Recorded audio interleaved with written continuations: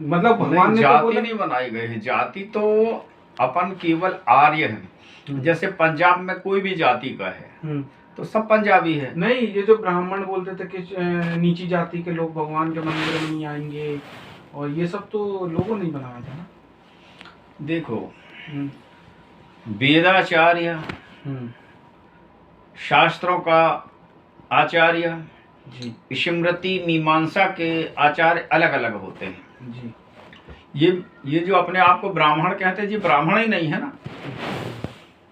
तो वर्ण बनाए गए हैं 4, तो वो वर्ण बनाए गए हैं 4, तो कैसी बनाए हैं हमने?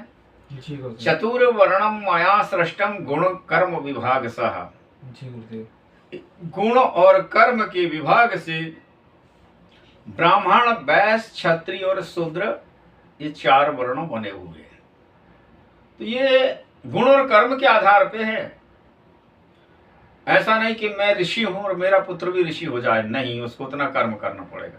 मैं ब्राह्मण हूं, मेरा पुत्र ब्राह्मण हो जाए, ये नहीं होगा, उसको भी उतना कर्म करना पड़ेगा। जब वो मतलब कर्म प्रधान है, कर्म प्रधान है। कर्मण्डे विकाधिकारस्ते मां फलेषु कदाचन। कर्म प्रधान विश्व कर राखा, और जो जस करहि सो तस फल चाखा।